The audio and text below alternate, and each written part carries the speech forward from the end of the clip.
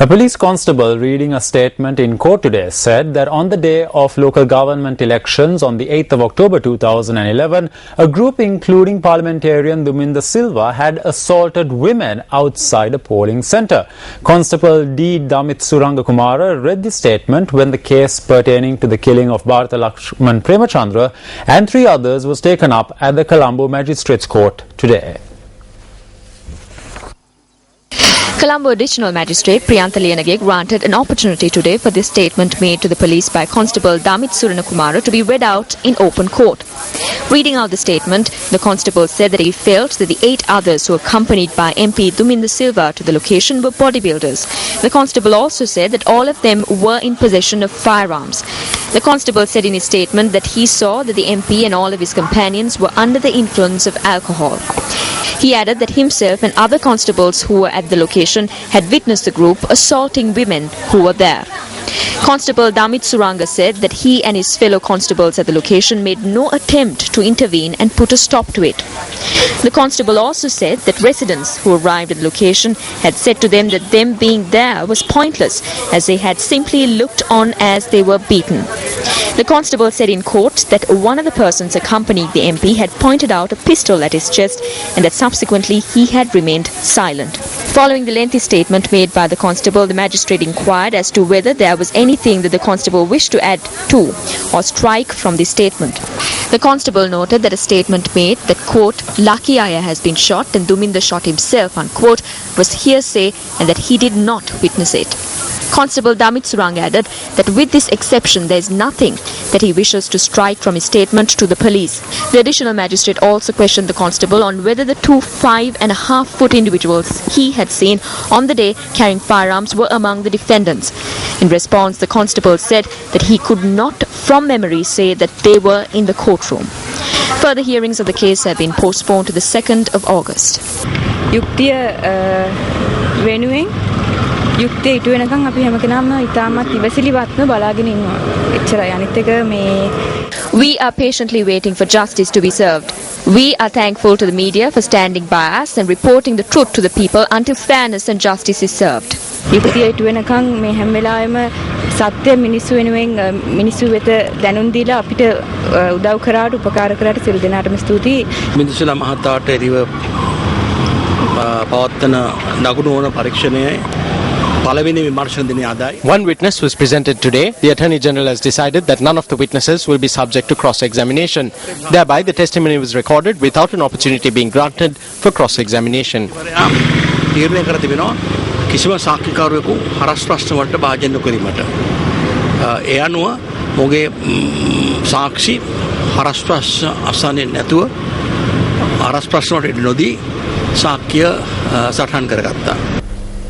Still in local news, skeleton remains have been discovered inside a gully down Sri Mahavihara Mawatha in Kohuala.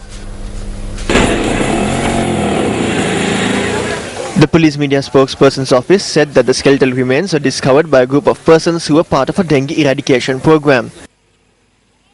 Among the skeletal remains that were discovered this morning was a human skull. The police media spokesperson's office said that the skeletal remains have not been moved from the location and are under police security until the magisterial inquest, which should be held tomorrow.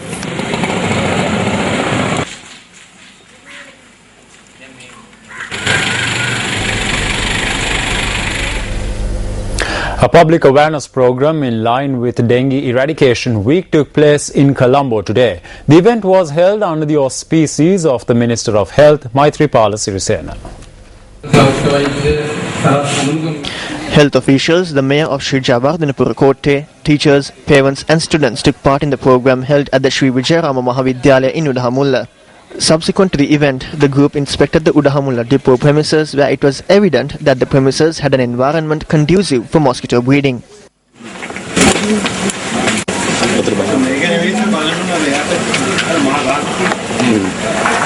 මේ ස්ථාන පරීක්ෂා කිරීමේදී මදුරුවන් බොහෝන ස්ථාන විශාල වශයෙන් තිබෙනවා.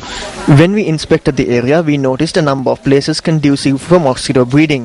Water does not reside in this depot. It is important for institutes to take measures to remove the garbage from the area.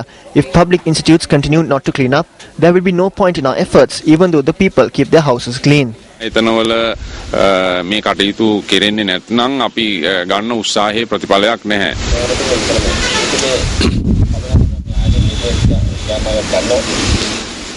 නෑ මේවා තියෙන නීතිමය ක්‍රියාමාර්ග ගැනීම නෙවෙයි තියෙන්නේ. It is not about legal measures. I will be happy if everyone in these institutions takes measures to clean up the premises. It is the responsibility and duty of everyone. වගකීම් සහ යුතුයකම් හැම කෙනෙකුගේම ඉටුවීම. The Udahamulla bus depot comes under the purview of the Sri Javardhanapura Municipal Council. However, before the inspection of the depot, the mayor expressed the following sentiments at the event held earlier.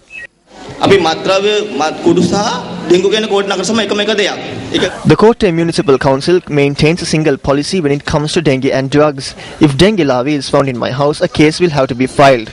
Last Friday, a case was filed against President's College in Rajagiriya. Cases were filed against the chairman of the Kotte cooperatives as well. The divisional secretary was informed that if dengue larvae was found in the secretariat, cases will be filed. There is only a single policy.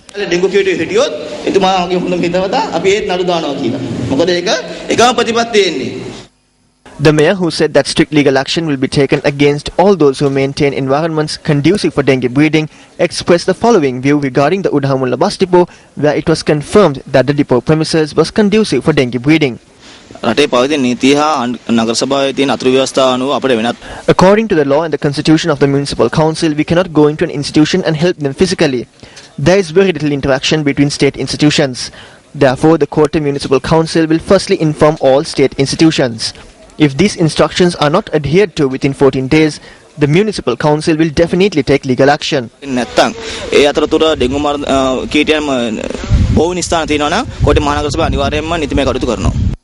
Over the recent past, News First revealed a number of public and state institutions that had environments conducive for mosquito breeding.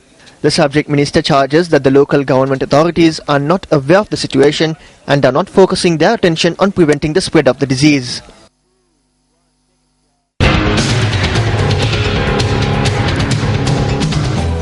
A new circular has been issued containing instructions to be followed when enrolling students to schools for the GCE advanced level classes. Education Circular number 27 of 2013 is due to reach schools in Colombo and surrounding areas tomorrow. This circular amends Circular number 4 of 2013, which has been violated by several prominent girls' schools in Colombo and regarding which the Minister of Education has on a number of occasions expressed contradicting views to the media. Accordingly, students who pass their ordinary level examinations exceptionally well will no longer be shackled and prevented from transferring between national schools or between 1AB schools. In May this year, when the Minister of Education, making a special statement in Parliament, sought support for Circular number 4 of 2013, which contains these shackles, even members of the opposition pledged their support. However, a group of parents of students who had passed their ordinary level examinations exceptionally well and would be affected by this circular took measures from the day this circular was issued to fight against it. Justice must be done for these parents who, when attempting to enroll their exceptionally bright children into prominent schools, were distastefully turned away. If by chance some national or 1AB school says that there are no vacancies to enroll students to advanced level classes as a result of this circular or otherwise, then it is the responsibility of the Education Secretary to inquire into why there are no vacancies.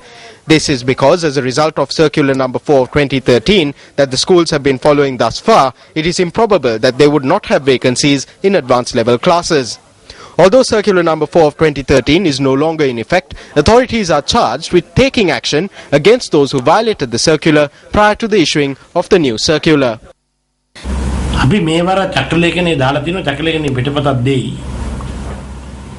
මේ අගෝස්තු මාසේ Students must be enrolled to advanced level classes before the 31st of August and a report must be submitted to the Education Secretary. The circular notes that if they violate the circular, disciplinary action will be taken. You cannot do what you want anymore. Everything has changed.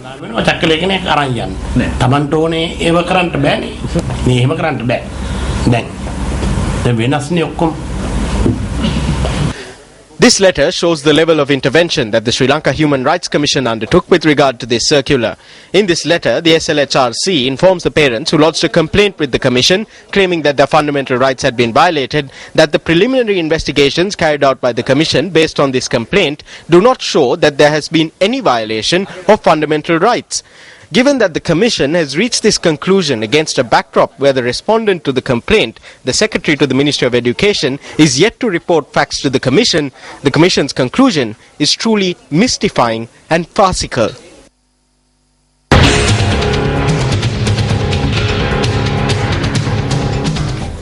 Tonight on Words of Wisdom, we take a look at the great saying from Mahatma Gandhi.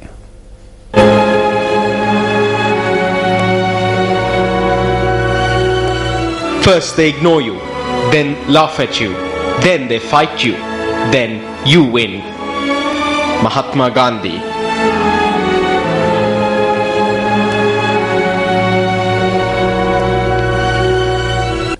The Junior Chamber International Sri Lanka held their JCI TOIP 2013 press conference in Colombo today under the theme Be Inspired. The Junior Chamber International Sri Lanka, during the media briefing, opened the nominations for the 10 Young Outstanding Persons of Sri Lanka 2013. TOIP 2013 is open to all ages between 18 and 40 in 10 categories, and during the last 3 decades, TOIP Awards has recognized the talents and achievements of many outstanding young individuals. With the theme Be Inspired, this year JCI will be encouraging youth who have the passion and the need to be inspired, and who are on the road to becoming 2013's outstanding personalities. It's the responsibility to do whatever you can. As you know, 33 years down the line, TOIP started. We've been in this country having had the most coveted youth award, and we are counting. We also have an objective in fostering new generation of future leaders by nurturing young people who exhibit outstanding and potential leadership in their chosen fields, and also encourage and motivate young people to serve their own country effectively while paving the road to collective individual achievements. The Navati has been driving force for all JCs, and the theme behind the driving force for the TOIP 2013 is Be Inspired. We have all seen that the issues of inspiration has grown in importance, but we believe it's not only a question of how the inspirations come from or in which specific modes needs more inspirations.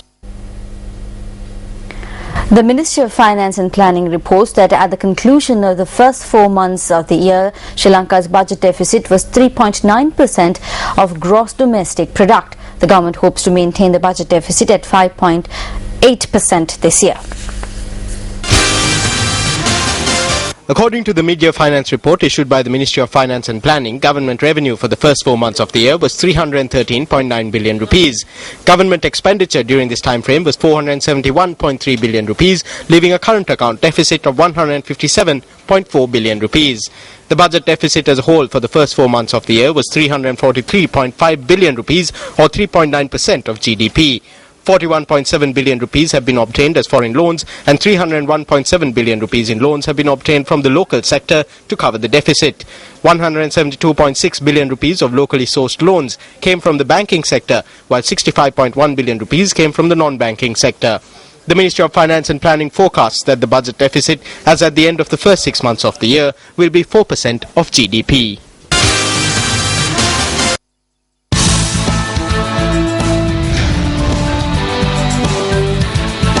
Former South African President Nelson Mandela remained in hospital, with the government saying on Monday he was in a critical but stable condition. Mandela has been in a Pretoria hospital for more than 3 weeks receiving treatment for a recurring lung infection, his 4th hospitalization in 6 months. The faltering health of the 94-year-old, a figure admired globally as a symbol of struggle against injustice and racism, has reinforced the realization that the father of the post-apartheid South Africa will not be around forever. While he lies in hospital, many South Africans are looking ahead to his 95th birthday on July 18th. Mandela's health also dominated a 2-day visit to South Africa by US President Barack Obama over the weekend. Well-wishers outside the hospital this morning hoped for Mandela's speedy recovery.